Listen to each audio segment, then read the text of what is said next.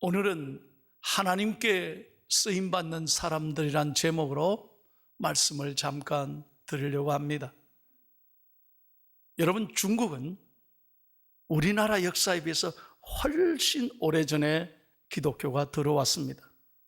이제 우리나라는 한 140년 정도밖에 안 돼요. 그러나 중국은 이미 AD 5세기경에 중국에 기독교가 들어왔어요.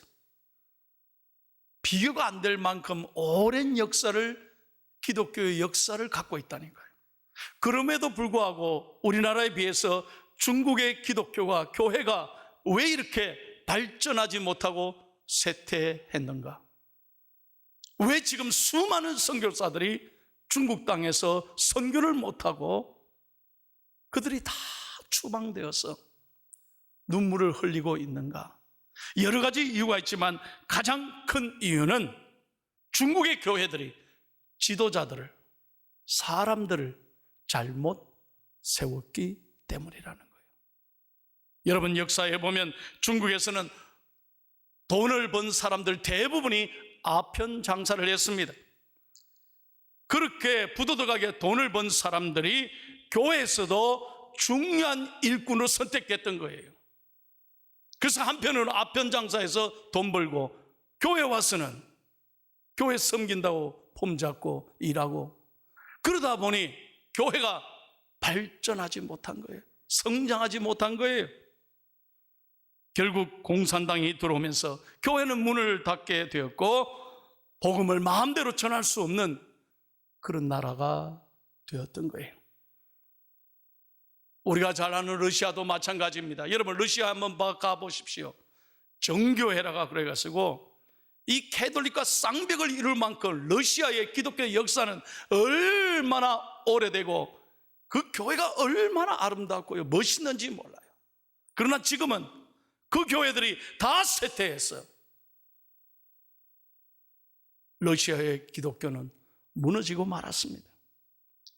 왜냐하면 그 당시 국가재산의 절반 이상이 교회에 속하게 되었고, 교회 지도자가 된다는 것은 불을 손에 걸머지는 것과 마찬가지였다는 거예요.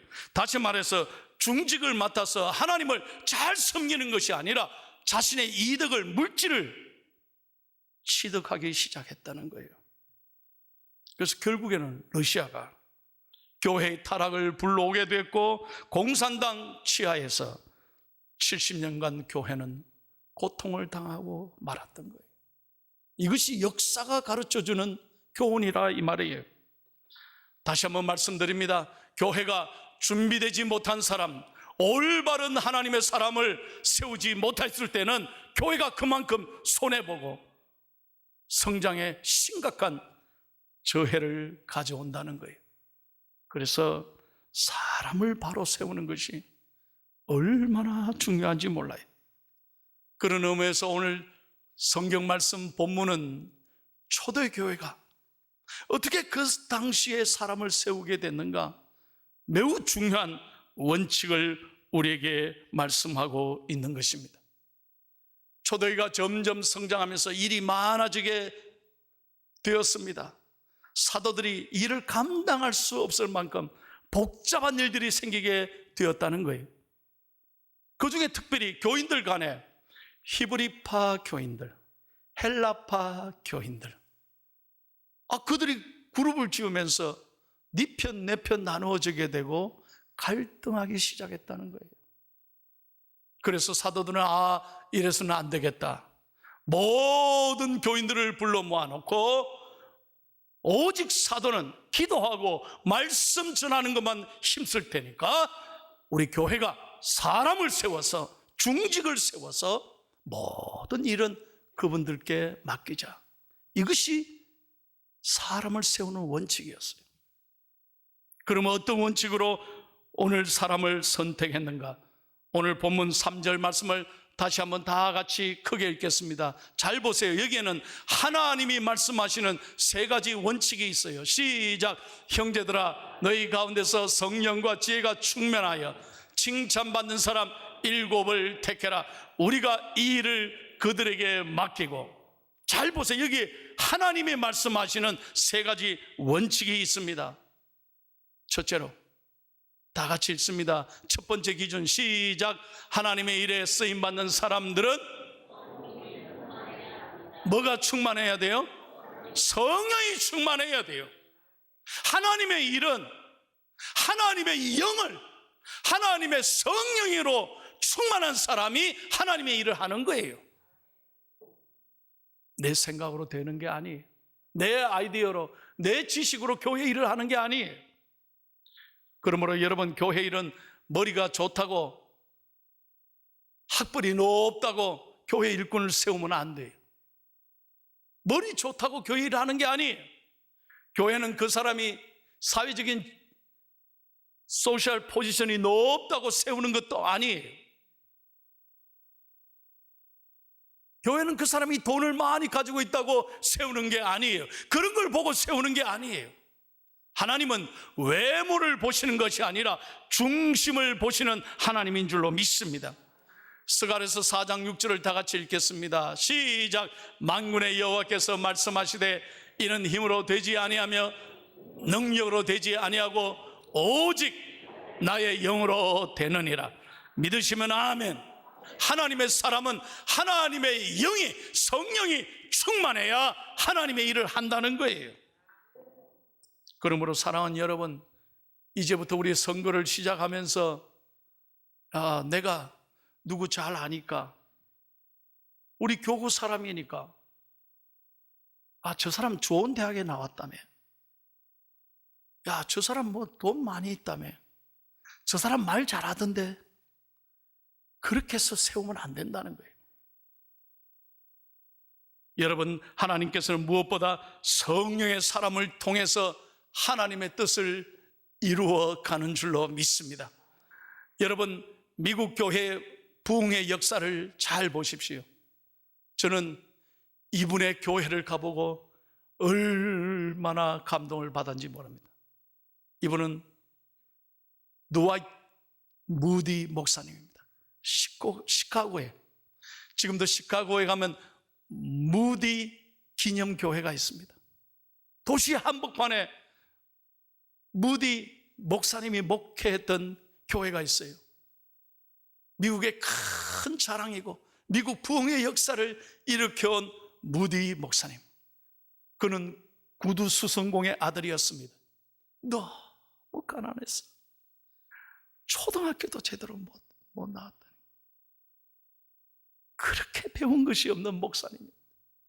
하나님은 미국 역사에 보면 그렇게 무식했던, 배우지 못했던, 가난했던 무디 목사님을 통하여 오늘 미국의 역사에 큰 공헌을 하고 모두가 지금도 존경하는 무디 목사님이 됐다는 거예요. 한 번은 어느 지역에 부흥회를 열려고 하는데 강사를 선정해야 되는데 어떤 목사님이 무디 목사님을 추천하니까 다 목사님들이 반대하더래. 목사님들이 반대하더래. 그걸 왜 반대하느냐? 왜 그렇게 배우지도 못한 무디 목사를 우리 동네 연합회 강사로 모시느냐고. 그런 분을 왜 모시느냐고.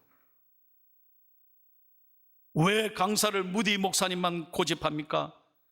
무디 목사님 외에 설교자가 없습니까? 그가 성령을 독점했습니까? 그렇게 따졌다래요. 그러자 존경받는 어른 목사님이 가만히 계시다가 조용히 목사님들에게 이런 말을 했어요. 무디 목사님만 성령을 독점한 것은 아니죠. 그러나 중요한 것은 이 시대에 성령님이 무디 목사님과 함께 하셔서 오늘 우리나라와 성도들에게 깊은 영향력을 주고 있다는 사실입니다. 이해가 되십니까? 이 말씀에 젊은 목사들이 한마디 말도 못. 여러분, 하나님이 쓰시는 기준은 무엇입니까? 하나님은 지금도 우리를 바라보시되 내가 얼마나 하나님 앞에 믿음으로 서 있는가, 내가 얼마나 성령의 사람인가, 이것이 중요한 기준이 된다는 거예요.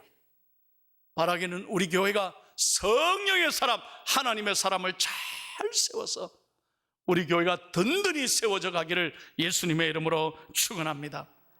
여러분, 성령의 사람은요, 사도 바울이 이런 이야기를 했어요. 갈라디아서 5장 22절 23절에 보면 성령의 사람은 날마다 생활 속에 열매를 맺는 사람이에요.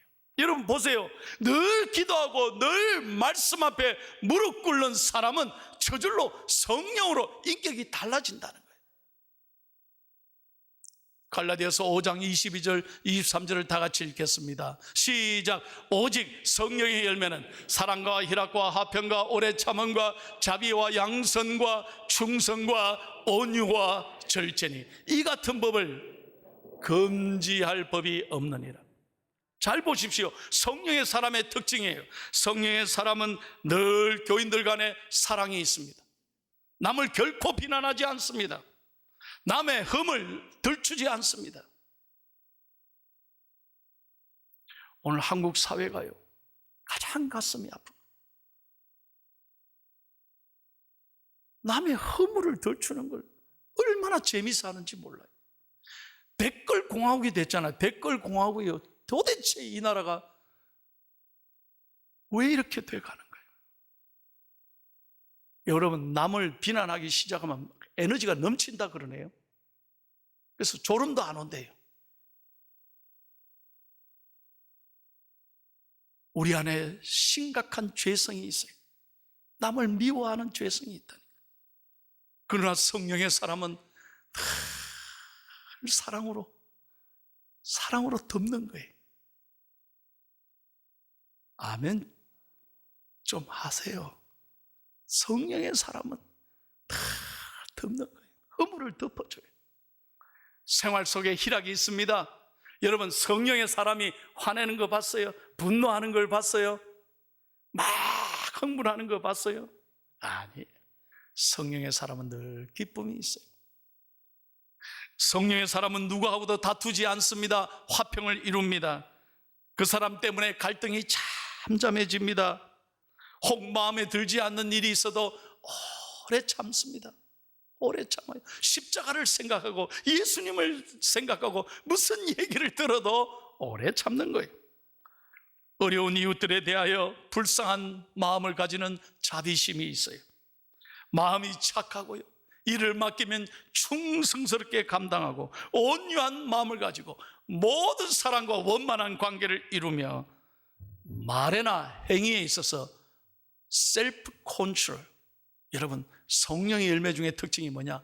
절제하는 사람이에요. 늘 자기 절제가 있어요. 이런 절제하는 사람, 그런 사람을 세워야 하나님께서 크게 영광 받으실 줄로 믿습니다. 두 번째는 어떤 사람입니까? 다 같이 크게요. 시작. 뭐가 충만해요? 지혜가 충만해야 돼요. 여러분, 지식이 아닙니다. 성령의 특징이 뭐냐? 지혜의 영이에요. 여러분, 성령의 사람은 영적 분별력이 있습니다. 늘 말씀으로 무장하고 늘 기도하니까 하나님이 지혜를 주시는 거예요. 여러분, 대학교 아무리 교수고 박사라도 하나님을 알지 못하면요, 얼마나 답답하게 사는지 몰라요. 자기 지식에 갇혀서, 자기 틀의 한계에 빠져서 얼마나 답답하게 사는지 몰라요. 그러나 성령의 사람은 늘 겸손하고 늘 기도하니 하나님이 지혜의 영을 주시는 거예요. 여러분, 신명기 34장 9절을 한번 보십시오. 다 같이 읽겠습니다. 시작. 모세가 눈의 아들 여호수아에게 안수하였으므로 그에게 지혜의 영이 충만하니 이스라엘 자손이 여호와께서 모세에게 명령하신 대로 여호수아의 말을 순종하였더라. 여러분, 모세에 이어서 여호수아가 젊은 나이에 이스라엘을 이끌어갈 때 뭐 얼마나 배웠겠어요? 얼마나 알겠어요? 그런데 지혜의 영이, 성령이 함께 하니까 영적 분별력이 생기는 거예요. 저는 지금까지 목회하면서 잊을 수 없는 권사님이 있어요. 제가 미국에서 목회할 때요, 그분을 만나면 얼마나 위로가 되는지 몰라요. 그분은 영어 한마디도 제대로 못해요. 초등학교밖에 안 나왔어요. 근데 자식 3명을 데리고 미국 이민을 온 거예요. 평생을 이 청바지 있지 않습니까? 청바지 재봉 일을 하면서 애들 3명을 키웠는데 3명이 전부 박사, 사장, 남의 얘기라고 놀라지도 않네. 박사, 사장, 교수죠. 교수, 사장, 그리고 한 분이 직업이 뭐 아주 로이어, 변호사. 아주 잘, 자식이 다 참 뛰어나게 잘 키웠어요. 그 비결이 뭔지 아세요? 영어 한마디 못하고 그렇게 배운 거 없어도 하나님이 기도하니까 지혜의 능력을 주시는 거예요. 그래서 자식들이 아무리 박사라도 어머니한테 가서 기도받으면 문제가 다 풀려요. 어머니 기도해 주세요. 그러니까 그 자식들이 다 힘을 얻는 거예요. 저도 그 권사님이 늘 생각이 나요. 새벽기도 하루도 안 빠져요. 늘 앞에 나와서 기도하는데 제가 목회하면서 어려움이 생기면요, 저한테 항상 와서 저에게 먼저 답을 가르쳐줘요. 목사님, 잘 될 거예요. 괜찮아요. 목사님이 이렇게 한번 해보세요. 이야, 얼마나 그 말 한마디가요, 얼마나 힘이 나는지 몰라요. 이게 성령의 지혜예요. 여러분, 교회의 사람은, 교회 지도자는, 하나님이 쓰시는 사람은 바로 지혜의 영이 가득한 사람이어야 될 줄로 믿습니다. 자기 마음에 들지 않는다고 시끄럽게 다투는 것은 결코 지혜로운 사람이 아니에요. 예수 믿는 사람이 융통성도 없고 늘 자기밖에 모르고 이기적이고 자기 생각만 옳다고 주장하는 사람이 어떻게 지혜의 사람이겠어요? 이런 비난을 받아서는 안 되는 거예요. 그래서 마지막 3번째 기준을 말씀드리겠습니다. 성령의 사람은, 또 지혜의 사람은 어떠해야 된다고? 3번째요. 시작. 예, 칭찬받아야 돼요. 하나님과 사람들에게 인정받아야 된다, 이 말이에요. 칭찬받는 사람은 첫째로 모든 일의 상황을 잘 분별하는 사람입니다. 자신이 어떤 일을 해야 되는지, 자신의 역할이 뭔지를 올바르게 영적인 분별력을 가지고 하나님이 기뻐하시는 일에 최선을 다하고 하나님이 싫어하시는 일에는 절대로 가까이 안 하는 거예요. 그게 지혜의 사람이고 믿음의 사람인 거예요. 여러분도 잘 아시잖아요. 우리도 매년 결산합니다. 우리 해마다 결산이 있잖아요. 우리 인생에도 결산이 있어요. 반드시 결산할 때가 와요. 마찬가지로 우리 모두가 하나님 앞에 영적 결산할 때가 있는 거예요. 제가 늘 말씀드리지만 그때는 우리가 다 구원받아서 하나님 앞에 서지만 부끄러운 구원이 있고 상급받고 칭찬받는 구원이 있어요. 그걸 꼭 아셔야 돼요. 이 다음에 예수님을 만나면 우리 뭐라 말할까? 그때에는 부끄러움 없어야지. 우리 서로 사랑해. 그때 후회 없어야 되죠. 그때는 부끄러움이 없어요. 오늘 항존직으로 이미 안수받은 여러분들, 자기 자신을 잘 돌아보십시오. 남의 얘기가 아닙니다. 왜 여러분에게 성령의 기름 부으심으로 여러분을 안수했습니까? 하나님이 기뻐하시는 삶을 살라고 장로님으로, 안수 집사님으로, 권사님으로 세우셨어요. 내가 오늘 하나님 앞에 어떻게 서 있는가? 부끄러웠다면 하나님 앞에 회개해야 되죠. 이 코로나를 겪으면서 여러분, 제가 당황하고 답답한 것은 세상에 놀러 갈 때 다 놀러 가면서, 음식점엔 다 가면서 왜 교회는 안 나오는 거예요? 뭐가 그렇게 두려워요? 우리 교회가 이렇게 방역 잘하고요, 이렇게 철저하게 여러분 준비해서 예배 다 드리도록 하는데, 항존직들이 제가 매주 출석을 여러분 보지 않아요? 뭐가 그렇게 두려워요? 재미있는 곳 놀러 갈 때는 다 풀려서 가더니 이렇게 신앙생활해서 되겠습니까? 이제 코로나 끝나보세요.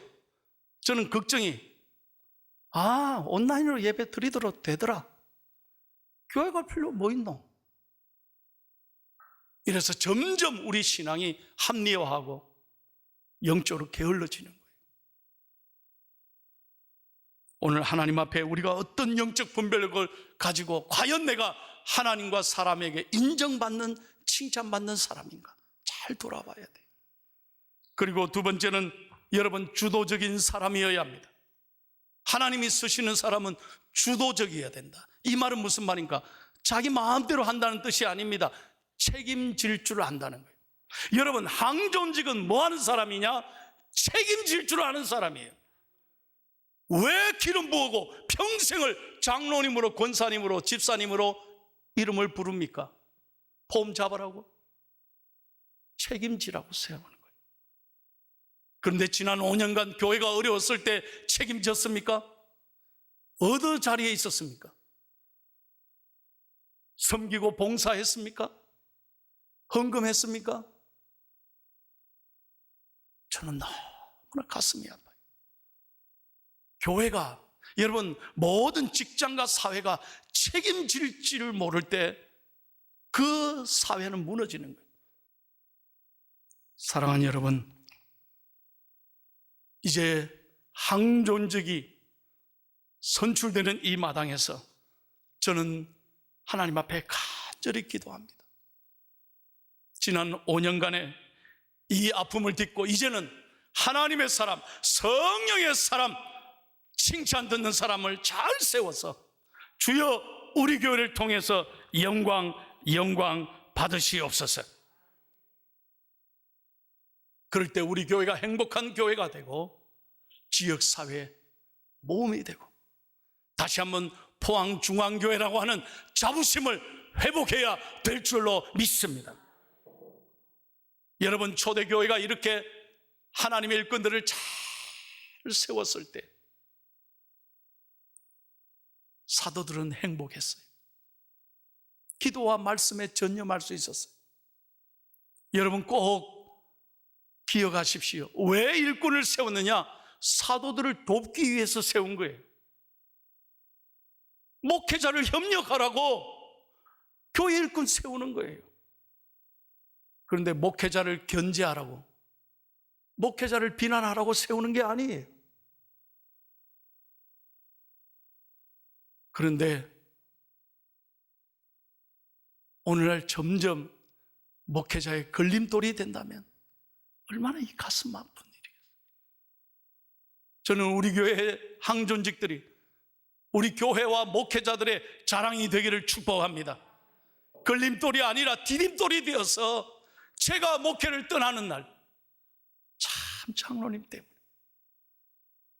우리 믿음의 어머니 권사님들 때문에, 열심히 일하시는 우리 안수 집사님 때문에, 제지들 때문에 저는 아무것도 아닌데 제가 행복하게 목회하고 떠납니다. 이런 보고를 하나님께 드렸으면 참 좋겠습니다. 여러분들이 이 교회 마중물이 되시기를 축복합니다.